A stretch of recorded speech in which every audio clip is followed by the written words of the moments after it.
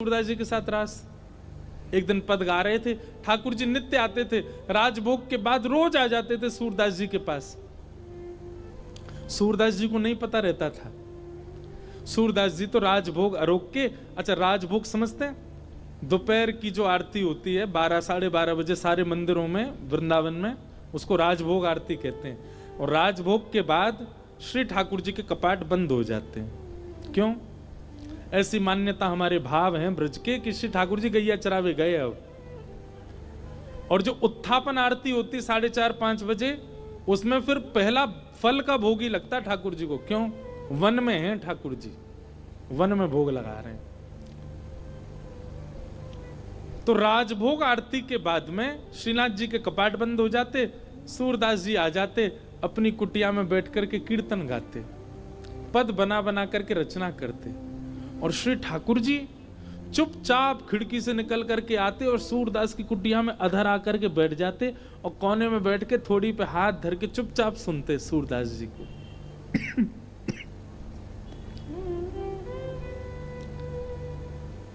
एक दिन ठाकुर जी जा रहे थे राजभोग आरती के बाद, इतने में श्री जी आ गई। कहां जा रहे हो? ठाकुर जी कहीं ना, ऐसे ही जा रहा हूं डोलवे। नहीं सांची बताओ कहां जा रहे हो? ठाकुर जी बोले कहीं ना, एक भक्त है वहां के पास जा रहा हूं। श्री जी बोली मैं चलूंगी फिर तो। ठाकुर जी बोले श्यामा जी आप रहने दो, आप यहीं बैठो, मैं ही अकेला हो आऊं।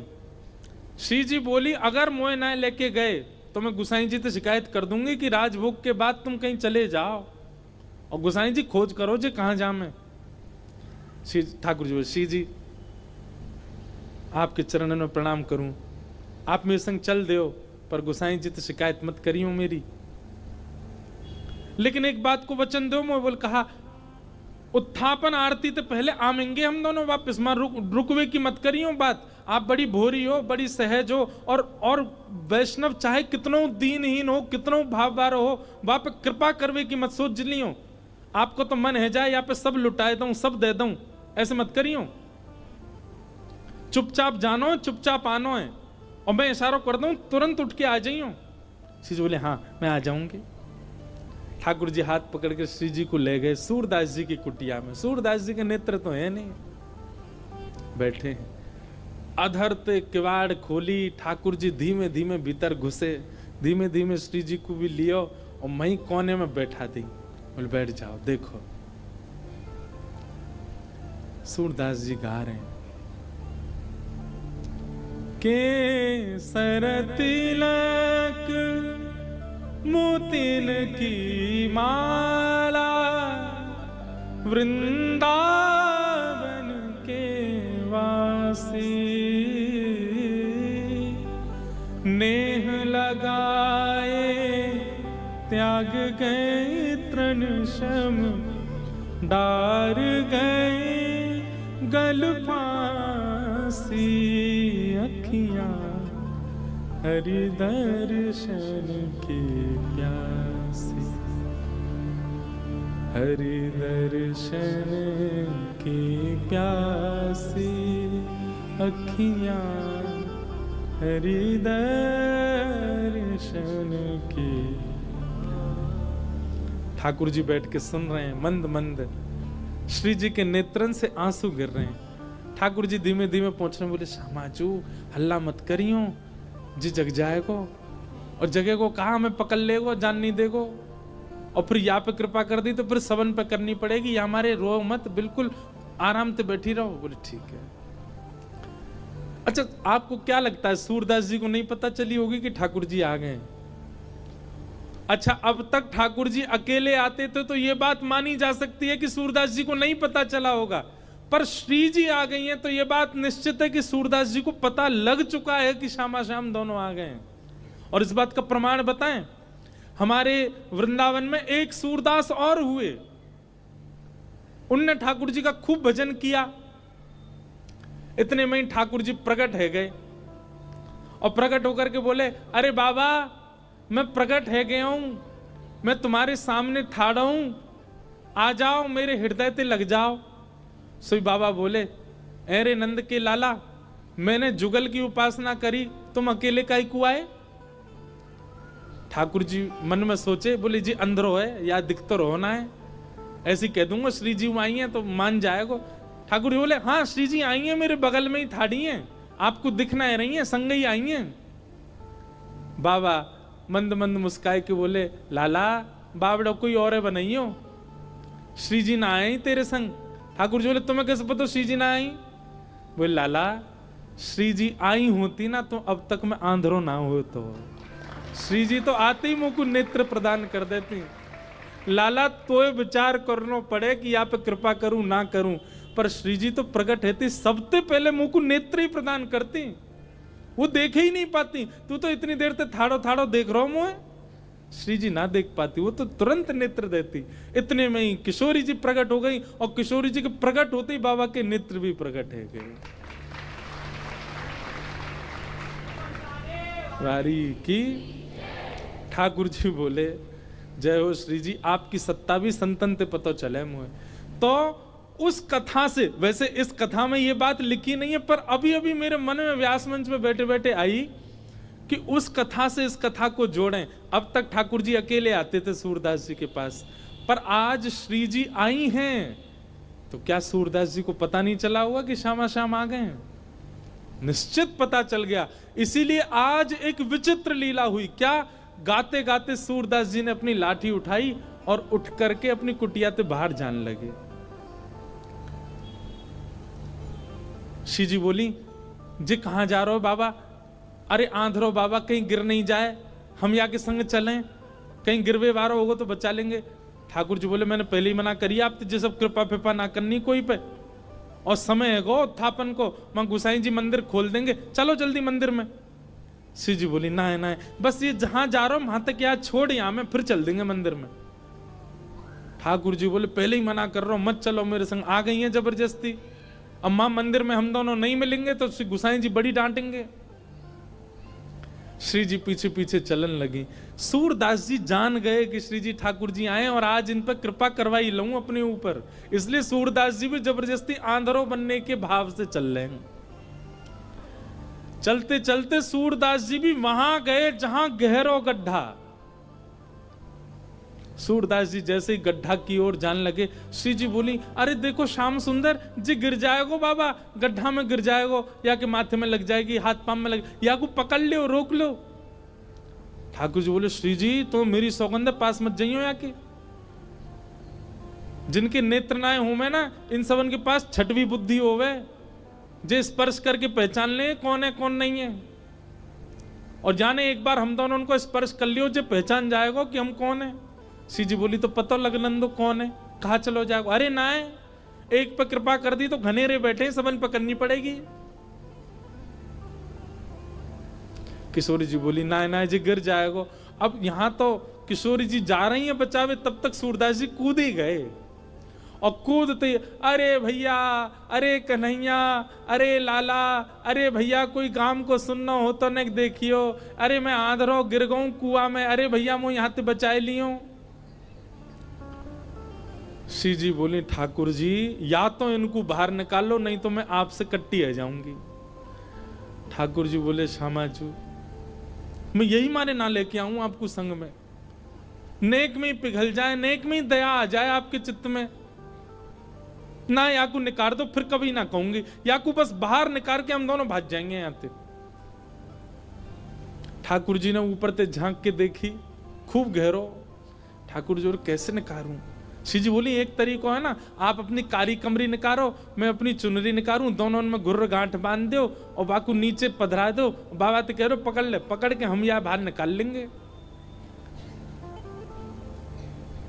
ठाकुर जी बोले ठीक है लाओ। श्री जी ने अपनी चुनरी दी, ठाकुर जी ने कारी कमरी ते बांध के और नीचे वह गड्ढा में डाल दी, और ऊपर से ठाकुर जी बोले बाबा। आहा, बाबा स्वर सुनते ही सूरदास जी के तो रोम रोम कंपित हो गया, आनंदित है गए, बोले ये तो इतनो मीठो स्वर तो मेरे नंदन नंदन को ही है। हाँ भैया कौन है? अरे बाबा मैं यही गांव को छोड़ा हूं, मैं अभी आवाज सुनाई दी, बाबा मैंने अपनो पटका नीचे डाल दियो, पकड़ लियो, आ जाओ ऊपर को।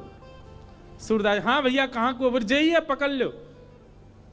सूरदास जी ने जैसे ही पकड़ी और पकड़ करके महाराज जैसे ही अपने मुख के पास लियो तो इत्र की सुगंधी, आज सुबह श्रृंगार दर्शन में गुसाई जी ने जो इत्र को फोआ दियो वही की सुगंधी और पटका की सुगंधी मिल रही है। मानो सूरदास जी को और पता चल गई ये तो श्याम सुंदर ही है।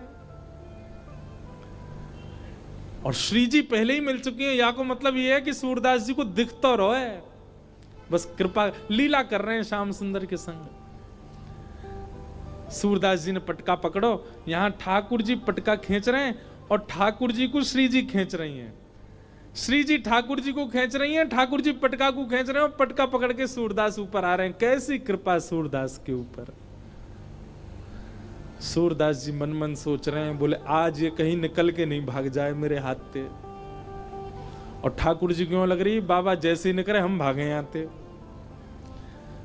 सूरदास जी जैसे ही बाहर आए, बाहर आते सूरदास जी ने ऐसा नाटक किया जैसे उन्हें ठोकर लग गई, और ठोकर लगते ही जैसे ही गिरन लगे ठाकुर जी की ओर, ठाकुर जी तो किनारे है गए, श्री जी के चरणन में जाके गिरे सीधे और चरण पकड़ लिए कस के। अब जैसे ही चरण पकड़े सूरदास जी ने, ठाकुर जी ने श्री जी को हाथ पकड़ करके जोड़ते खींची तो सूरदास जी के हाथ में किशोरी जी की नूपुर रह गई। और किशोरी जी को लेके ठाकुर जी भाजे, वो जल्दी चलो बाबा पकड़ ले को। सूरदास जी बोले अरे भैया कहां को चलोगो, अरे कौन सा रे भैया, कौन ने निकारो में। ठाकुर जी चिल्लाते जा रहे हैं, बाबा मैया बुला रही फिर आऊंगो। थोड़ी दूर जाके श्री जी बोली, ठाकुर जी मेरे एक नूपुर है, दूसरा नूपुर मिलना है रो। ठाकुर जी बोले दूसरा ले आऊंगो, अब चलो जल्दी। अरे ना है वो सामान्य नहीं है, इंद्र ने समर्पित कियो, वो कौन से हाथी के दांतन से बनो भयो नूपुर है और मेरो बड़ो प्रिय नूपुर है, मुझको तो अब ही चाहिए। ठाकुर जी बोले अब ढूंढवे कहां जाऊं वाकू, वहीं चलो बाबा के पास ही पड़ो होगो, बाबा ने मेरे पामन में गिर गो है सके तब खुल के गिर गो हो। ठाकुर जी लौट के आए, खूब कह दी श्री जी दूसरों दिलाए दूंगो, ना मुंह तो वही चाहिए। वास्तव में तो ये श्री जी और सूरदास जी की आपस की मिली भगत है। ठाकुर जी तो बीच में आनंद ले रहे हैं, ठाकुर जी को तो बीच में परेशान किए जा रहा हो, आनंद तो श्री जी और सूरदास जी ले रहे हैं। ठाकुर जी कहे बाबा अरे भैया तू आगो, अरे मैं जो कह रहा हूं मेरी एक सखी आई संग में, बाको नूपुर यहीं गिर गो, आपने देखो। सूरदास जी अपने बगल में दबा के बैठे। सूरदास जी बोले ना है लाला मैंने तो ना है देखो। बाबा आपके हाथ में लगता रहो बगल में, जे तो है मेरी सखी को नूपुर। अच्छा जे, बोले हाँ ये, अरे जे तो मुझे अभी अभी मिलो यहाँ पे। बाबा दे दो ना, मेरी सखी को नूपुर है। लाला जे नूपुर अगर मैंने तोय दे दियो और कहीं बाद में कोई सखी वास्तव में आके मुझे बोली बाबा मेरो नूपुर देखो का, मैं कैसे पहचानूं कि वो सखी तेरे संग है? मेरे पास आंख तो है ना, मुझे दिख तो रोना है। तो बाबा हम कहते रहे कि नूपुर हमारा, बोले कहवे ते का होवे, एक नूपुर मेरे पास है तो निश्चित है दूसरा तुम्हारे पास ही होगा, दूसरे नूपुर की पहचान करा दो तो पहले दे दूंगा। ठाकुर जी बोले पहचान कैसे होएगी? बोले अपनी सखी तक कह अपने पाम आगे करेगी, मैं जैसे स्पर्श करके देख लूंगा कि हाँ ये नूपुर एक ही है तो मैं दूसरों पहना दूंगा। ठाकुर जी बोले मैं सब समझ रहा हूं, जे बाबा पाम छुए के चक्कर में पकड़ लेगो कस के अब ना जान दूंगा, और फिर क्या करेंगे हम? श्री जी बोली कोई बात ना, मैंने अरे नहीं श्री जी आप पीछे रहो, मैं दूसरों दबाए दूंगा, नाम हो तो वो ही चाहिए जो सूरदास के हाथ में। श्री जी आगे बढ़ गए, लो बाबा नूपुर देख लो। सूरदास जी ने जैसे स्पर्श किया समझ गए, अरे हाँ भैया ये तो वही नूपुर है, लो मैं पहना दूं। दूसरे पाम में सूरदास जी ने पहनायो और पहनाते ही महाराज अंक में भर लिए श्री जी के चरण।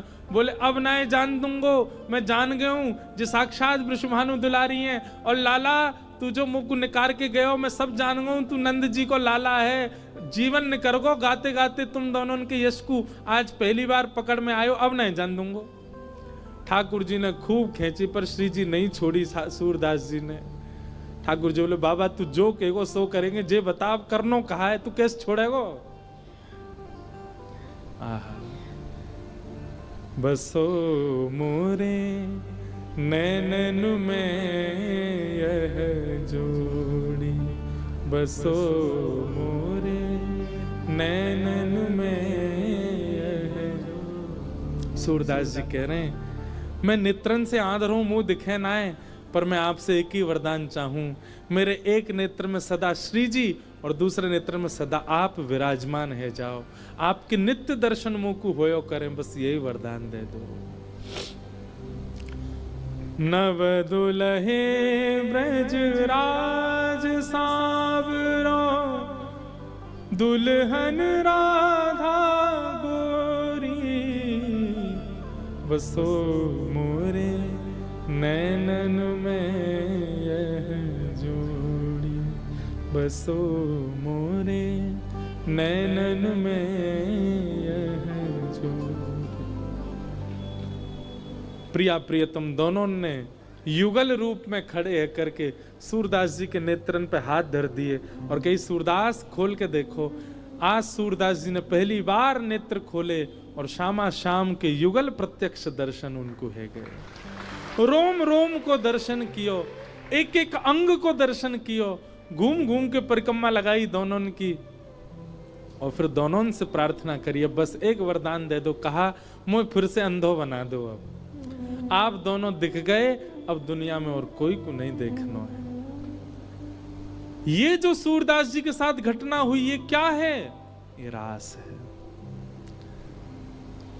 सूरदास जी जब तक पद गा रहे हैं, जब तक पद बना रहे हैं, निर्माण कर रहे हैं, वो सब रस है, पर उनके रस से प्रसन्न होकर के जब ठाकुर जी कृपा करने उनके पास आ गए, यही रास है। हम सब रस में व्यवस्थित हैं, हम सबकी स्थिति अभी रस में है, पर हमारा रस रास में परिवर्तित होना चाहिए और उसके लिए रस को सुंदर बनाना पड़ेगा। रस इतना सुंदर कर लो। देखो मैं एक बात कहूं भैया, हम सब गुल्ला हैं, भक्ति को रस जादना हमारे भीतर भर गयो, हम कहा बन जाएंगे? रसगुल्ला। और जादना रसगुल्ला बन गए, वही दिन ठाकुर जी हमारा भोग लगाए लेंगे। हम सब गुल्ला हैं, बस रस की कमी है।